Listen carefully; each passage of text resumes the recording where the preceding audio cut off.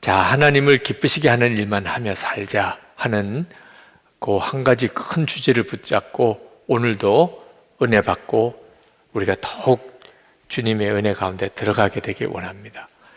성경 구절은 마태복음 6장 9절, 10절 두 절 말씀을 보려고 합니다. 마태복음 6장 9절, 10절 두 절 말씀을 보겠습니다. 그러므로 너희는 이렇게 기도하라. 하늘에 계신 우리 아버지여, 이름이 거룩히 여김을 받으시오며 나라가 임하시오며 뜻이 하늘에서 이루어진 것 같이 땅에서도 이루어지이다. 아멘.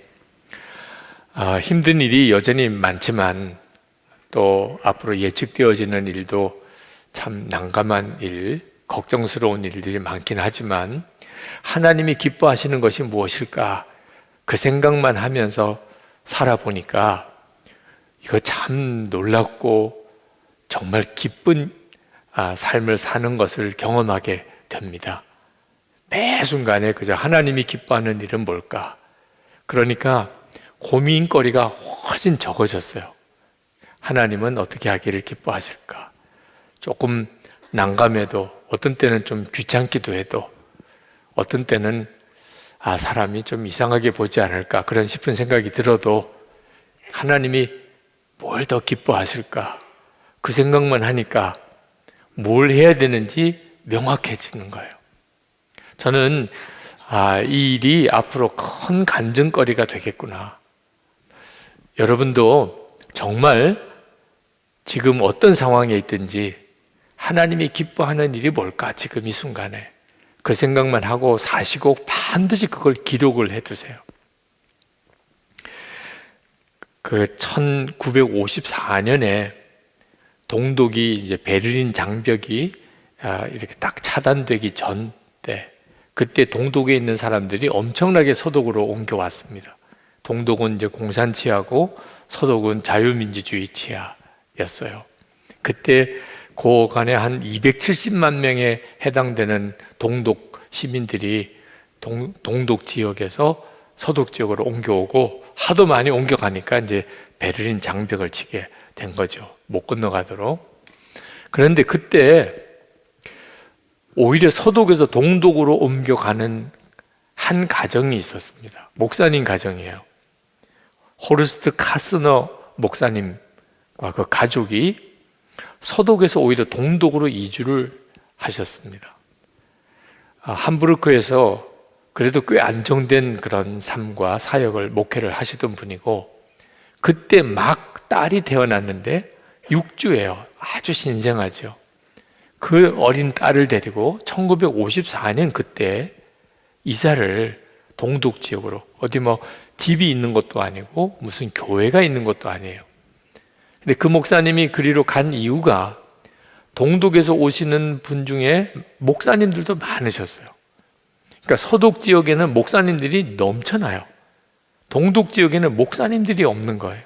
교회는 있어도. 그 이야기를 듣고 이 카스노 목사님이 하나님이 기뻐하시는 일은 동독 지역에 그 있는 크리스천들, 성도들을 목양을 하러 누군가는 가야 되지 않냐. 이제 그 마음 가지고 가족들하고 다 이주를 해 간 겁니다. 참 어리석어 보이고 대책도 없고 위험스러운 결정을 내린 거죠. 근데 그 태어난 지 6주에 아버지를 따라서 그 동독 지역으로 건너가서 거기서 그 기도로 말씀으로 그렇게 자라난 그 하나님이 기뻐하는 일만 하자 그런 아버지니까 어려서부터 그 아버지의 신앙 교육과 그리고 신앙의 유산을 물려받은 그 딸이 누구냐 하면 지금 독일의 총리예요. 앙겔라 메르켈 총리입니다. 그러니까 여러분, 하나님이 기뻐하시는 일만 하자. 그러면 그 순간에는 참 어리석은 일 같고 바보 같고 손해보는 일 같고 무슨 뭐 특별하게 뭐 뚜렷하게 어떤 좋은 어떤 결과를 얻지 못하는 일 같아도 마음에 확신이 오는, 이건 하나님이 기뻐하신다. 그러면 꼭 그렇게 해보세요. 이왕 어려워진 거 이래도 어렵고 저래도 어렵고 그런 상황 속에 이렇게 몰려가는 듯한 느낌이 드는데 오히려 하나님께 승부를 거는 거죠. 말 한마디도 하나님 기뻐하는 말 하자. 행동 하나, 결정 하나 하나님 기뻐하는 거 하자.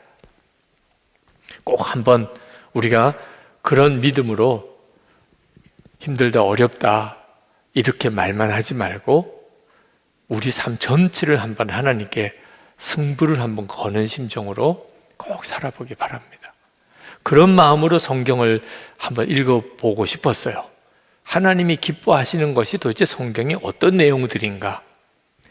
하나님이 기뻐하시는 것 중에 하나가 하나님의 이름을 높이는 것을 하나님이 기뻐하시는 거예요. 하나님의 이름을 높이는 것. 그 출애굽기 때 참 이해가 안 되는 것이 10가지 재앙을 내리고 마지막에 장자를 죽이는 재앙을 내릴 때 바로가 이스라엘 백성을 놓아줘요. 왜 10가지 재앙이 필요했을까? 바로도요, 재앙이 일어날 때마다 이스라엘 백성을 풀어주겠다고 해놓고 재앙이 끝나면 마음이 다시 완악해집니다. 그렇게 하기를 10번이나 반복을 하는 거예요. 하나님께서 처음부터 아주 장자를 그냥 다 죽여버리면 바로 나올 수 있었을 거 아니겠어요? 그죠? 그런데 왜 하나님이 10번씩이나 재앙을 내리고 또 내리고 하셨을까? 성경을 보니까 이유가 있더라고요.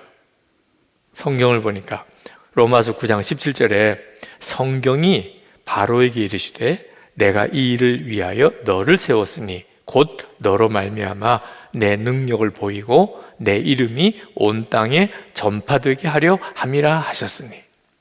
그러니까 하나님께서 바로를 일부러 택하신 거예요. 왜? 10번의 재앙을 계속 내리게 하려고. 바로가 계속 마음이 완고해져서 보내겠다고 하고는 어기고 풀어주겠다고는 어기고 이렇게 하게 하면서 하나님이 온 세상에 하나님은 살아계시고 하나님의 이름이 높임을 받도록 이 10번의 재앙을 통하여 에집트와 주변에 있는 모든 사람들이 여호와 하나님이 살아계시구나, 여호와 하나님은 놀라우신 하나님이구나, 그렇게 이름을 드러내게 하시려고 그렇게 하셨다고 성경은 기록하고 있어요. 그러니 하나님이 정말 기뻐하시는 일 중에 하나가 하나님의 이름이 높임을 받으시는 겁니다. 이스라엘 백성이 출애굽하고 난 다음에 그 금송아지를 섬긴 참 말도 안 되는 그런 끔찍한 일을 저질렀죠. 그걸 하나님이라고 그렇게 금송아지를 섬기다가 하나님께서 정말 진노하셨어요. 그래서 다 죽이겠다고 결정하셨습니다. 그리고 모세를 통하여 새로운 민족을 내가 만들겠다고 하나님이 구체적인 계획까지 세우시고 모세에게 그 말씀을 하셨어요. 내가 이 민족을 다 죽일 거다. 그리고 너를 통하여 새 민족을 이룰 거다. 그때 모세가 하나님께 결사적으로 매달립니다. 자기 생명을 포기하여 하나님, 내 생명을 차라리 거둬가십시오. 그러면서 절대 안 됩니다. 그건 절대로 안 됩니다. 이렇게 매달리는 거예요. 잘 이해가 안 됩니다. 모세에게는 어쩌면은 굉장히 참 좋은 제안이기도 하죠. 이스라엘 백성은 모세가 보기에도 말도 안 되는 일을 저지른. 그런데 모세는 그 이스라엘 백성을 용서해 주시기를 위하여 자기 목숨을 걸어요. 출애굽기 32장 12절에 어찌하여 애굽 사람으로 이르기를 여호와가 화를 내려 그 백성을 산에서 죽이고 지면에서 진멸하려고 인도하여 내었다 하게 하려 하시나이까. 모세가 하나님이 결정하셨다는 내용에 대해서 절대 안 됩니다, 차라리 나 죽이세요, 이렇게까지 했다는 것은 사실 잘 이해가 안 되는 내용이에요. 그게 얼마나 두려운 일인데요, 그렇죠? 그런데도 모세가 그렇게 했던 이유는 자기 동족 이스라엘 백성을 죽이지 말아달라 이런 뜻이 아니었어요. 자기 자신을 위한 목적도 있는 것도 없었어요. 오직 하나, 하나님의 이름이 애굽 사람들에게 조롱을 받지 않겠습니까? 아니, 하나님이 그 요란하게 출애굽을 시켜가지고 그거 다 애굽 사람들 다 압니다. 홍해 바다까지 가르치지 않았습니까? 와, 여호와 하나님이 저 백성들을 구출해 내시구나. 그런데 나중에 그들이 다 듣고 보니까 광야에서 다 죽었대더라. 하나님이 그들을 광야로 몰고 나가가지고 다 죽였대더라. 그러면 하나님 체면이 뭐가 됩니까? 하나님의 이름이 얼마나 조롱을 받겠습니까? 그러니 하나님, 절대로 그런 일은 있으면 안 됩니다. 하나님이 돌이키세요. 하나님이 기쁘셨다고 저는 믿습니다. 그런 말을 들을 때 모세가 원하는 것은 오직 하나, 하나님 이름이 드러나는 것. 자기는 그것 때문에 엄청 고생을 해요.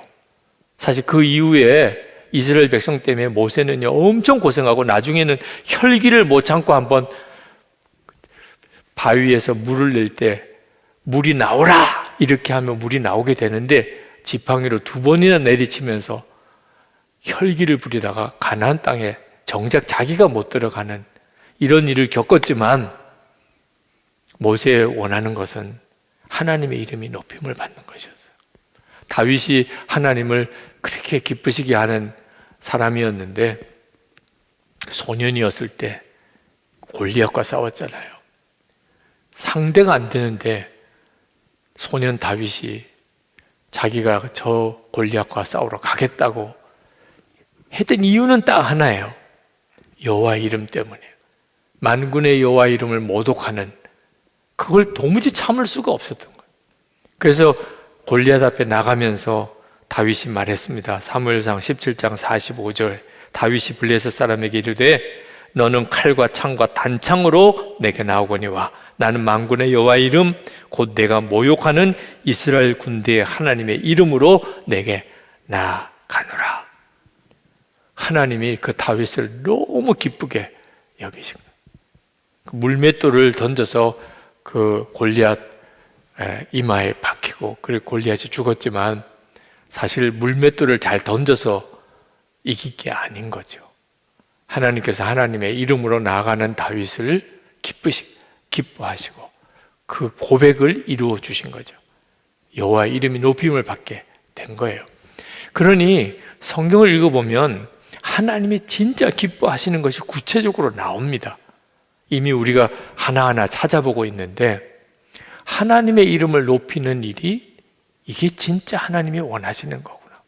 예수님이 주기도문을 가르치실 때 오늘 우리가 읽은 본문입니다. 그때 하나님의 나라가 이 땅에 임하기를 기도하고 그걸 위해서 기도하게 하실 때 하늘에 계신 우리 아버지시여 이렇게 부르고 제일 먼저 기도하라고 하신 내용이 뭐냐면 이름이 거룩히 여김을 받으시오며요.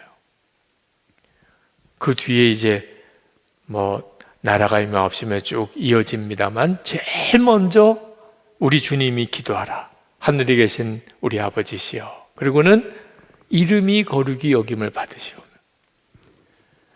그러니까 이게 얼마나 중요한 의미가 있는지 하나님에게는 그게 얼마나 중요한 건지를 우리가 알아야 하는 거죠. 그러니 우리도 우리 기도에 하나님의 이름이 높임 받으시기 원합니다. 하나님의 이름이 거룩히 여김 받으시기 원합니다. 이 기도가 필요해요. 이 기도가 우리에게 특히 절박한 이유는 지금 하나님의 이름이 말할 수 없이 모욕을 당하는 시대에 있습니다. 제가 지금까지 살아오는 제 삶 속에 이렇게까지 하나님의 이름이 모욕을 받는 때가 또 있었나 하고 싶어요. 그러니까 하나님의 이름이 높임을 받는 것을 기뻐하신다는 이야기는 하나님의 이름이 모욕을 당하는 일을 하나님은 대단히 분노하신다는 거죠. 그래서 나라를 위해서 심히 걱정이 되는 기도를 하게 되는 겁니다. 이건 심각한 위험이 있는 거예요. 절대로 경제적인 지표 가지고 우리가 지금 잘 살게 됐다 어떻게 됐다 판단하면 안 됩니다. 이제는 자유롭게 여행도 할 수 있게 되고 절대로 그런 걸 가지고 이제는 됐구나 이렇게 생각하면 안 됩니다. 제가 한 번은 설교 때 어떤 글을 인용하면서 오 마이 갓이라는 표현을 한 적이 있습니다. 설교 때. 근데 그 바로 다음 날 미국에서 메일이 왔어요. 그 내용은 뭐냐면, 목사님, 그 오 마이 갓은 욕입니다. 우리는 오 마이 갓을 욕으로 쓰지는 않아요. 아직까지 우리나라에서는. 그죠? 저만 그런가요? 오 마이 갓 그런 건 참 난감할 때, 당혹스러울 때 좀 미국에서 그런 표현을 쓰더라. 그런 정도쯤 생각했지, 그걸 무슨 일반적인 상소리 욕처럼 이렇게 여기고 쓰지는 않아서 제가 설교 때 그렇게 인용도 했는데, 미국에 사는 사람이 듣기에는 목사님이 설교 중에 욕을 하셨네? 그렇게 들리시는구나. 그래서 너무 미안하더라고요. 그래서 미안하다고 답을 쓰고요. 이런 표현을 쓰면 안 되겠다. 그 설명을 하려니까 또 그 표현을 썼네요. 하여튼 이렇게 되어버렸어요. 그 미국이라고 하는 사회 속에서는 그 표현이 욕이 되어버린 거예요. 하나님의 이름이 욕이 되어버린 거예요. 예수님의 이름도 욕이 되어 있어요. 이건 얼마나 두려운 일인가요? 우리나라도 서서히 이제 그런 식으로 되어가고 있어요. 이런 때 우리가 심각하게 생각해야 하는 겁니다. 하나님의 이름이 높임을 받는 일을 위한 간절함이 우리 속에 있어야 하나님을 기쁘시게 하는 거거든요. 어려웠다가 그 일이 나중에 나에게 유익하게 될 일도 많습니다. 다 잘 된다고 생각했는데 그게 나에게 화가 되는 일도 있어요. 그러므로 잘 되고 못 되고를 속단하지 말고요. 오직 지금 하나님을 기쁘게 할 일이 뭘까를 생각해야 됩니다. 우리가 노골적으로 하나님의 이름을 욕되게 말하지는 않더라도 우리의 말이나 행동이 하나님의 이름을 욕되게 할 수도 있어요. 지금 많은 그리스도인들이 실제로 그렇게 살고 있는지도 모르겠어요. 대법원 판사였던 장로님 한 분이 그 여주에 있는 소망교도소 거기 같이 가는 길에 차중에서 그런 이야기를 하시더라고요. 동료 판사 중에 한 분이 너무 기뻐서 사무실에 들어오길래 무슨 좋은 일이 있었느냐 그랬더니 자기가 맡은 재판이 화해가 이루어졌다고. 그 판사들에게 있어서는 재판까지 안 가고 화해가 이루어지는 것이 가장 좋은 것이라 하더군요. 근데 그 분이 맡은 재판이 무슨 재판이냐면 교회 분쟁이에요. 이 교회 분쟁은 화해가 안 일어나는 것으로 판사들 사이에 정평이 나 있습니다. 하여튼 교인들끼리 싸우는 것은 화해가 안 된다. 이분이 불교 신자입니다. 근데 교회 재판을 맡았어요. 그래서 그 소송한 당사자들을 불렀대요. 불러가지고 그런 이야기를 했답니다. 여러분들은 절대로 화해가 안 된다고 들었습니다. 그래서 한번 정말 치열하게 싸우십시오. 그리고 제가 어떻든지 판단을 한번 해보겠습니다. 근데 한 가지 부탁이 있습니다. 싸우기는 싸우되 절대로 성경 인용하고 하나님 인용은 하지 말아 주십시오. 나는 기독교인은 아니고 불교 신자지만 나도 종교를 가지고 있는 사람으로서 진짜 민망합니다. 그러고는 가라고 그랬어요. 이제 치열하게 싸워보시라고. 그랬더니 이번에 서로 화해하겠다고 그랬다는 거예요. 그래가지고 너무 좋아서 하는 걸 듣고 너무 미안하더라고. 같은 기독교인으로서 또 장로님이시니까. 우리가 그렇게 한다니까요. 지금 우리가 하는 행동과 말이 하나님께 얼마나 아픔이 되는지를 우리가 모르는 거예요. 그러니까 내 주장을 내세우려고 내가 옳다고 주장하려고 성경도 인용하고 하나님도 인용하고 그게 하나님에게는 얼마나 모욕이 되는지. 싸움의 이유로 하나님의 이름을 인용하니까. 제가 참 마음 아픈 이야기 중에 하나가 메일이 오는데 목사님 설교를 듣고 너무너무 은혜를 받으신 우리 어머니, 근데 목사님 좀 제발 말려주세요. 지금 하던 집안에 큰 문제의 원인이 되어 있습니다. 근데 뭐 이 말도 안 되고 저 말도 안 되고, 근데 목사님 설교만 주야로 듣고 있습니다. 제가 어떻게 해? 목사님이 설교 중에 우리 어머니 이야기를 좀 해서 좀 깨닫게 해주세요. 정말 그보다도 더 좌절되는 이야기는 없어요. 무슨 은혜를 받으셨다는 건지 모르겠어요. 그렇게 온 가족들 마음 심란하게 하고 분열시키고 그 집안 분란의 원인을 제공하는 역할을 하면서 또 은혜는 유기성 목사 설교에서 은혜 받았다고. 저는 뭐 유도 아니겠죠. 하나님의 심정, 성도들끼리 서로 싸운. 우리는 뭐 절대 그런 일이 없겠지만 분란이 일어난 교회는요, 1층 교육관에서 한 팀이 예배하고 2층 예배당에서 또 한 팀이 예배하고, 참 예배를 드리는 거에 이 희한해요. 그런 가운데도. 자, 이런 일들이 믿는 성도들 가운데 일어난다니까. 그러니까 여러분, 하나님의 이름이 높임을 받으시는 일이 뭔지를 알아야 돼요. 우리는요, 예수님의 이름으로 아주 인이 처해져 있는 사람입니다. 우리 존재 자체가 주님의 이름 그 자체로 아주 새겨진 사람이에요. 여러분은 세례를 어떻게 받았습니까? 성부와 성자와 성령의 이름으로 세례를 받았어요. 세례 준 목사가 누군지는 중요하지 않습니다. 세례를 받았다는 말은 성부와 성자와 성령의 이름으로 받은 거예요. 그 말은 그 사람이 예수님의 이름으로 인침을 받았다는 뜻이에요. 에베소서 4장 30절에 하나님의 성령을 근심하게 하지 마라. 그 안에서 너희가 구원의 날까지 인치심을 받았느니라. 그러므로 우리는 죽으면 우리 묘비에 성도 누구누구누구 이렇게 붙어요. 여러분은 이름이 딱 하나 있어요. 성도예요. 예수 믿고 세례 받았으니까. 그러니까 우리가 어떻게 사는지에 따라서 하나님의 이름이 영광을 받으시기도 하고 하나님의 이름이 모욕을 받으시기도 하는 거예요. 하나님은 우리에게 당신의 이름을 아주 심으셨어요.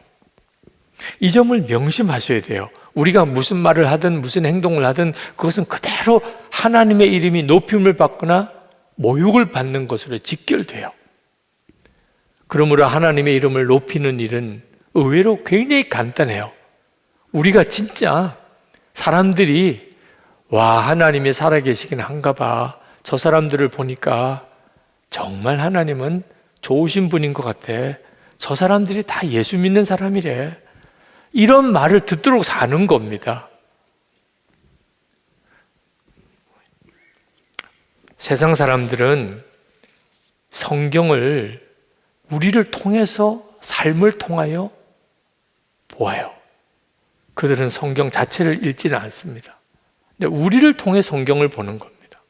그리고 우리 주변에 예수 안 믿는 사람들이 항상 있지 않습니까? 가족, 친척, 직장 동료들, 이웃 사람들. 그럴 때 우리가 어떻게 행동하면 주님의 이름이 높임을 받는, 우리가 꼭 말로 주님의 이름을 높입니다 이렇게 말을 안 해도 우리의 행동이 사람들에게서부터 주님의 이름이 높임을 받게 되고 우리의 행동이 주님의 이름을 모욕당하게 할 수도 있다는 거예요. 대구에 가면 서연교회라고 아주 역사가 오래되고 또 큰 교회가 있는데요, 지금은 현대식 예배당으로 새로 지었습니다만 그 전에 화강석 예배당, 옛날 예배당이 역사적인 유물이죠. 근데 그 예배당을 건축할 때 주도적인 역할을 하셨던 분이 정교만 장로님, 건축위원장이기도 하셨고 한의사로서 가장 많은 건축비도 헌금하신 분입니다. 그분의 아내 되시는 김영숙 권사님이 계신데 그 정교만 장로님의 아들을 지난번 어느 모임에서 만났어요. 그래서 만나서 그 부모님 정규만 장로님과 김영숙 권사님에 대한 여러 일화를 들었습니다. 참 훌륭하시더라고요. 그 김영숙 권사님의 일화가 인상 깊은 일화가 많더라고요. 옛날에는 그런 이제 부잣집에 집에서 일을 해주는 분들이 계셨잖아요. 안동댁이라고 그 집안일을 해주시는 분이 계셨습니다.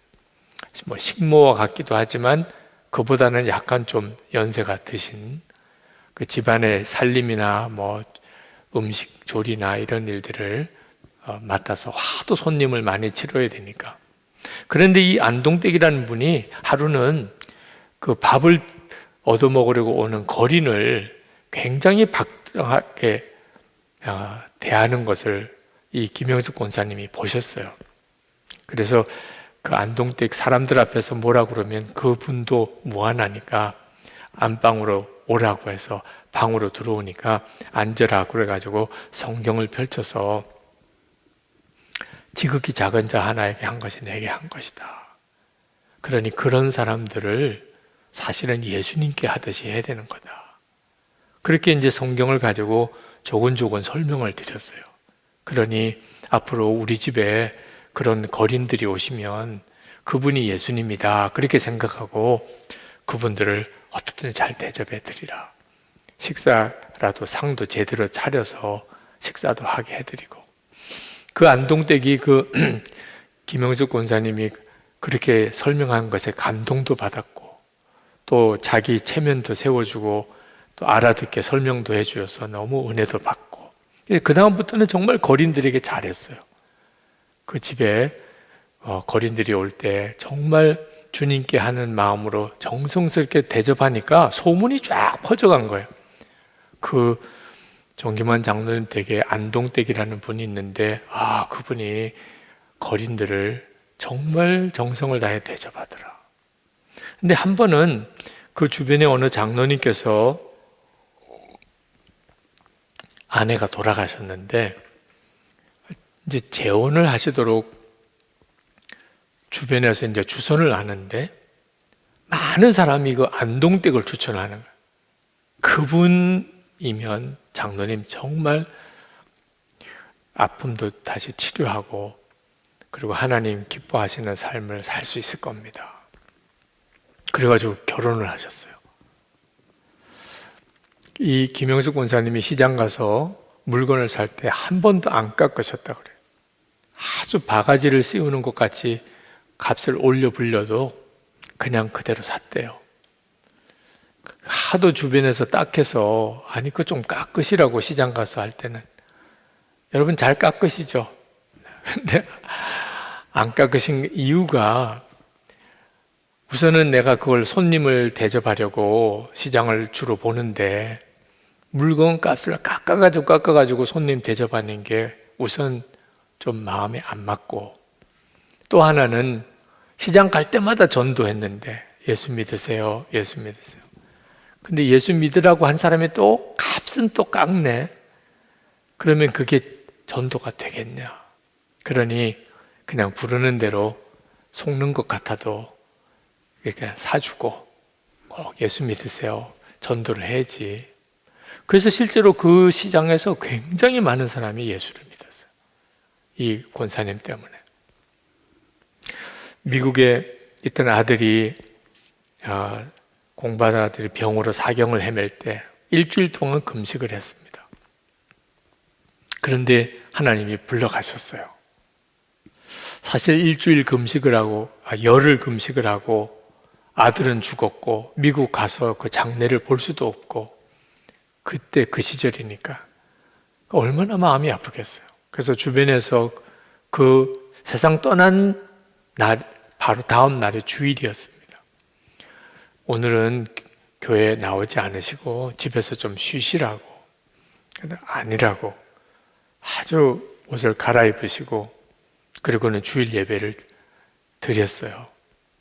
그러시면서 하는 이야기가 그동안의 천국은 좋은 곳이라고 그렇게 내가 이야기를 했는데 우리 아들이 죽어서 천국에 갔는데 내가 슬프고 마음이 상해서 주일 예배에 못 나오면 그게 말이 안 맞지 않냐. 우리 아들이 좋은 곳에 갔는데 그래야 내가 그동안에 복음을 전했던 사람들이 그 권사님 아들이 좋은 곳에 갔구나. 그렇게 그들도 믿을 거 아니겠냐. 여러분, 우리의 행동 하나하나, 말 하나하나가 하나님을 영화롭게도 하고, 그죠? 성경의 진리를 드러내기도 하고. 예수 믿는 사람들이 저렇게 하는 거 보면 자기들이 말하는 것과 전혀 다르네. 이렇게도 나올 수도 있는 거거든. 그러므로 우리의 삶이 너무너무 중요한 거예요. 하나님의 이름을 높이는 일은 우리가 진짜 주님이 원하시는 삶, 성경의 말씀대로 그대로 살아내는 겁니다. 우리의 목적은요, 부자가 되게 해달라. 아니에요. 우리가 원하는 것은 딱 하나, 하나님의 이름이 어떻게 하면 높임을 받을까? 솔로몬이 잠언에서 그가 이런 고백을 했습니다. 잠언 30장 7절 9절에 보면 내가 두 가지 일을 주께 구하였사오니 내가 죽기 전에 내게 거절하지 마시옵소서. 곧 헛된 것과 거짓말을 내게서 멀리 하옵시며 나를 가난하게도 마옵시고 부하게도 마옵시고 오직 필요한 양식으로 나를 먹이시옵소서. 혹 내가 배불러서 하나님을 모른다 여호와가 누구냐 할까 하오며 혹 내가 가난하여 도둑질하고 내 하나님의 이름을 욕되게 할까 두려워함이니이다. 우리에게는 가난하냐 부하냐는 더 이상 문제가 되지 않는다. 오직 우리의 관심은 하나님의 이름을 욕되게 하지 않아야 되겠다. 그래서 너무 가난해도 혹시 우리가 사실 육신적으로는 연약한 존재잖아요. 그래서 혹시라도 하나님의 영광 가릴까 봐, 너무 부자가 돼가지고 또 하나님 잊어버릴까 봐 하나님 부하게도 마시고 가난하게도 마시옵소서 그렇게 기도를 했다는 거예요. 성경은 예수님의 이름에는 권세가 있다고 그랬어요. 가장 높은 이름이라고 그랬습니다. 그러므로 여러분이 예수님의 이름을 거론할 때 세상에서는 다 이해 못해도 영적으로는 가장 높은 이름을 여러분이 고백하고 그리고 그 이름을 선포하는 거예요. 빌립보서 2장 9절 10절에 보면 이러므로 하나님이 그를 지극히 높여 모든 이름 위에 뛰어난 이름을 주사 하늘에 있는 자들과 땅에 있는 자들과 땅 아래에 있는 자들로 모든 무릎을 예수의 이름에 꿇게 하시고. 이게 영적인 역사예요. 그러면 여러분이 예수님이라는 이름을 절대로 간단히 생각하면 안 됩니다. 예수, 그 이름이 엄청난 권세가 있어요. 그 예수님의 이름으로 기도 응답이 옵니다. 요한복음 14장 13절 너희가 내 이름으로 무엇을 구하든지 내가 행하리니. 우리가 구하는 기도의 응답의 역사가 주님의 이름 때문에 오는 거예요. 예수님의 이름으로 사람이 구원을 받습니다. 사도행전 4장 12절에 이로써 구원을 받을 수 다른 이로서는 구원을 받을 수 없나니 천하 사람 중에 구원을 받을 만한 다른 이름을 우리에게 주신 일이 없습니다. 예수님의 이름은 구원을 이루시는 능력이 있어요. 예수님의 이름으로 귀신이 쫓겨나갑니다. 마가복음 16장 17절에 믿는 자들에게는 이런 표적이 따르리니 곧 그들이 내 이름으로 귀신을 쫓아내며 새 방언을 말하며. 예수님의 이름으로 정말 병자를 고친 첫 번째 사건이 사도행전 3장에 나오는 베드로가 나면서 걷지 못한 자를 일으켜낸 일이에요. 성전에 기도하러 올라가다가 미문에 나면서 걷지 못하던 자가 구걸하는 것을 보고 그때 베드로가 하나님 주님이 역사하시는 것을 깨달았어요. 그리고는 그에게 다가가서 내게는 은과 금이 없거니와 내게 있는 것으로 내게 주노니 나사렛 예수의 이름으로 일어나 걸으라. 예수님의 이름으로 나면서 걷지 못하던 자를 이렇게 세운 기적이 일어났지요. 그 예수님의 이름의 역사가 나타나. 사도 이 베드로가 어떻게 그런 일을 행할 수 있었을까? 전적으로 베드로 안에 예수님이 계셨기 때문이에요.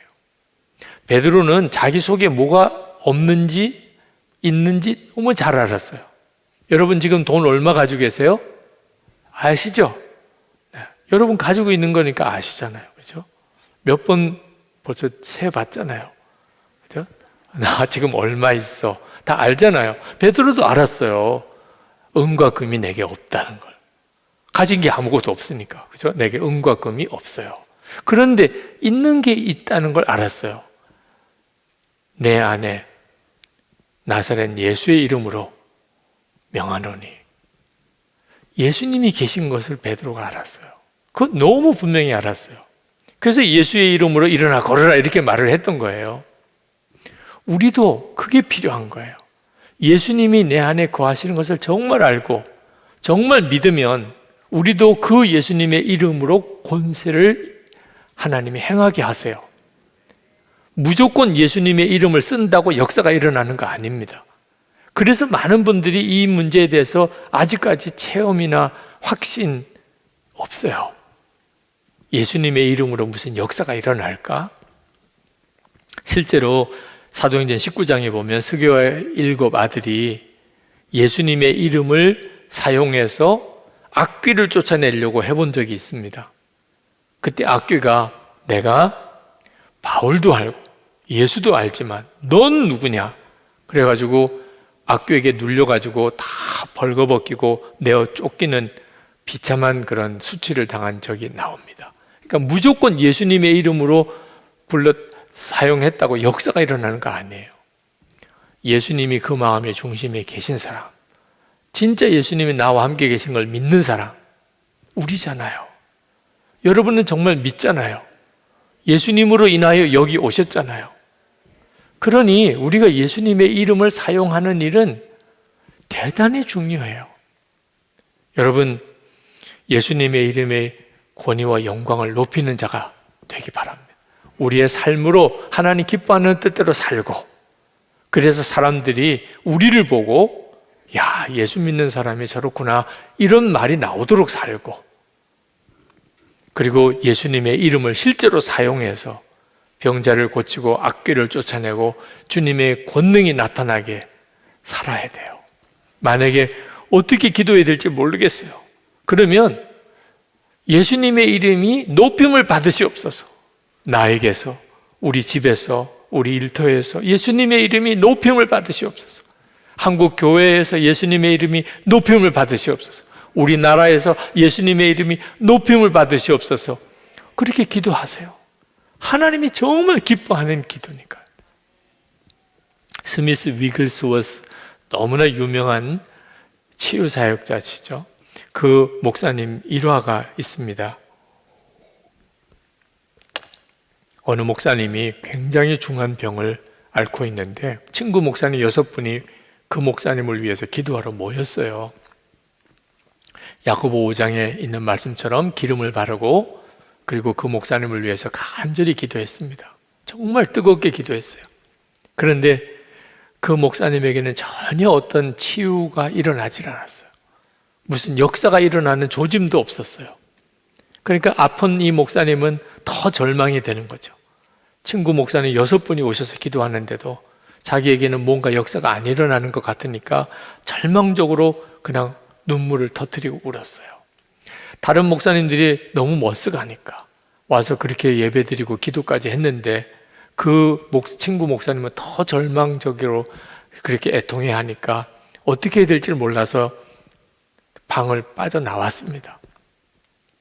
한 목사님이 그런 이야기를 했어요. 우리가 안 해본 게 하나 있는 것 같습니다. 그러면서 하는 이야기가 우리가 그냥 예수님의 이름만 부릅시다. 주님의 이름에는 권세가 있다고 분명히 성경에 나와 있는데 우리가 그냥 안타깝게 기도만 하지 말고 그냥 예수님의 이름만 한번 부릅시다. 그래서 그 목사님들이 다시 들어갔어요. 그리고 그 아픈 친구 목사님 주변에 다 기도를 하면서 그냥 예수, 예수, 예수, 예수님의 이름만 부르기 시작한 거예요. 처음에는 얼마나 어색했겠습니까? 근데 참 이상하죠. 그들이 그렇게 예수님을 부르기 시작하는데 그렇게 가슴이 뜨거워지는 거예요. 주님이 함께 계시는 것이 너무 강하게 느껴지는 거예요. 그 예수님의 이름의 권세가 실제로 먼저 기도하는 목사님들 안에 뜨겁게 나타나기 시작해요. 마음이 진짜 다른 거예요. 처음에는 그저 막연하게 예수님 도와주세요였는데 이제는 예수님이 그들과 함께 계신 게 너무 강하게 느껴져요. 그 예수님의 이름을 부르는 것 자체가 막 점점 더 커지는 겁니다. 이 병든 사람이, 그 목사님이 갑자기 자리에서 벌떡 일어나는 거예요. 힘이 생기는 거예요. 그리고 스스로 옷을 입었어요. 일어난 거예요. 그러나 병이 그 자리에서 고침을 받았어요. 여러분, 예수 그리스도 그분의 이름은 정말 놀라우세요. 우리의 삶을 통하여 그분의 이름이 높임도 받아야 하지만 실제로 예수님의 이름에는 권세가 있음을 믿어야 되는데 그 믿음의 뿌리는 우리 안에 계신 주님이세요. 우리가 예수님을 내 마음에 계시다고 믿지만 실제로는 또 안 믿는 경우가 대부분이에요. 믿어지지 않는다고 그러죠. 근데 예수님의 이름을 부르는 이유가 뭡니까? 우리 스스로가 주님께 집중하게 되는 거예요. 집중하게. 예수 그리스도의 이름을 부르면서 우리가 주여라고만 부르기만 해도 사실은 그 기도는 이미 완전한 기도다. 그죠? 기도를 잘 모르는 분이라도 우리가 주여라고만 부르기만 해도 완전한 기도예요. 엄마하고 부르면 그 아이가 하고 싶은 말이 다 담긴 것처럼 여러분의 삶의 형편 가운데서 정말 예수님의 이름을 그렇게 분명하게 붙잡고 부르짖으시기 바랍니다. 오늘 이 밤에 우리가 주님의 이름을 높이는 기도를 드리면 좋겠습니다. 먼저 우리 찬송을 같이 합시다. 예수 이름 높이세, 그 찬송을 같이 부르고 그리고 우리의 삶의 현장 속에 주의 이름을 높이는 기도를 같이 하겠습니다.